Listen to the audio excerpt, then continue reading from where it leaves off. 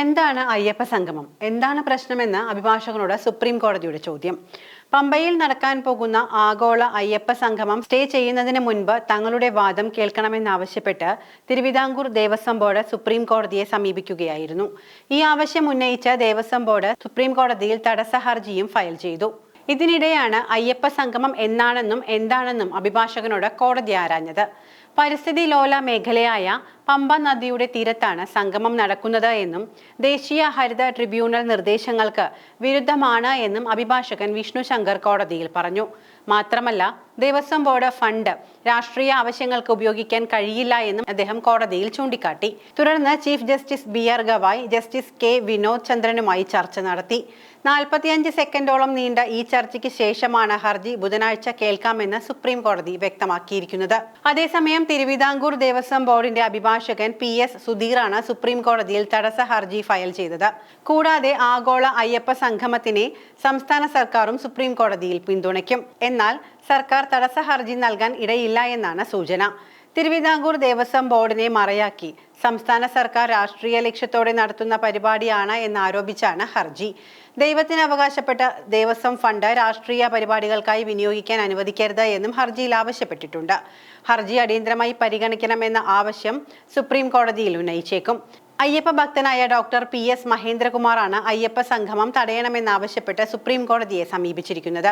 അയ്യപ്പ സംഗമം സംസ്ഥാന സർക്കാർ തയ്യാറാക്കിയ പരിപാടിയാണ്. നിരീശ്വരവാദികളായ രാഷ്ട്രീയക്കാരെ സംഗമത്തിലേക്ക് ക്ഷണിച്ചതിൽ നിന്ന് ഇക്കാര്യം വ്യക്തമാണ് എന്ന് ഹർജിക്കാരൻ ചൂണ്ടിക്കാട്ടുന്നു. എന്നാൽ ഇന്ത്യൻ ഭരണഘടനയുടെ അടിസ്ഥാന തത്വങ്ങളിൽ ഒന്ന് മതേതരത്വമാണ്. ഏതെങ്കിലും ഒരു മതവിഭാഗത്തിന്റെ ആശയങ്ങൾ പ്രചരിപ്പിക്കാൻ സർക്കാരിന് അവകാശമില്ല എന്ന് ഹർജിയിൽ ചൂണ്ടിക്കാട്ടിയിട്ടുണ്ട്. ആഗോള അയ്യപ്പ സംഗമം തടഞ്ഞില്ലെങ്കിൽ ഭാവിയിൽ സർക്കാരുകൾക്ക് മതസംഗമങ്ങളുടെ പേരിൽ രാഷ്ട്രീയ പരിപാടികൾ നടത്താൻ കഴിയുമെന്നും ഹർജിക്കാരൻ ആരോപിക്കുന്നു. തിരുവിതാംകൂർ ദേവസ്വം ബോർഡിന് ആഗോള മതസംഗമം നടത്താൻ ചട്ടപ്രകാരം കഴിയില്ല.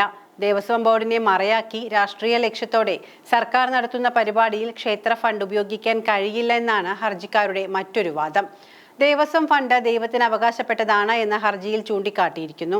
ദേവസ്വം ബോർഡ് ഫണ്ട് രാഷ്ട്രീയ ലക്ഷ്യങ്ങൾക്കോ പ്രചാരണങ്ങൾക്കോ വിനിയോഗിക്കാൻ പാടില്ല. ആഗോള അയ്യപ്പ സംഗമത്തിനെതിരെ സുപ്രീം കോടതിയെ സമീപിച്ച ഡോക്ടർ PS മഹേന്ദ്രകുമാറിന്റെ അഭിഭാഷകൻ MS വിഷ്ണു ശങ്കറാണ് ഹർജി അടിയന്തരമായി പരിഗണിക്കണമെന്ന് ആവശ്യപ്പെട്ടിരിക്കുന്നത്. ചീഫ് ജസ്റ്റിസ് BR ഗവായ്, ജസ്റ്റിസുമാരായ K വിനോദ് ചന്ദ്രൻ, AS ചന്ദൂർക്കർ എന്നിവർ അടങ്ങിയ ബെഞ്ചിന് മുൻപാകെയാണ് ഈ ആവശ്യം ഉന്നയിച്ചിരിക്കുന്നത്. ആഗോള അയ്യപ്പ സംഗമത്തിന് ഹൈക്കോടതി നേരത്തെ അനുമതി നൽകിയിരുന്നു.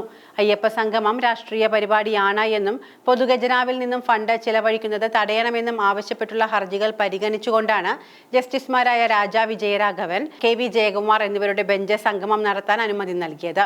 എല്ലാ വിശ്വാസികളെയും ഒരുപോലെ പരിഗണിക്കണമെന്നും VIP-കൾക്കുള്ള സുരക്ഷാ ഏർപ്പാടുകൾ മറ്റുള്ളവർക്ക് ബുദ്ധിമുട്ടാകരുത് എന്നും കോടതി നിർദ്ദേശിച്ചു.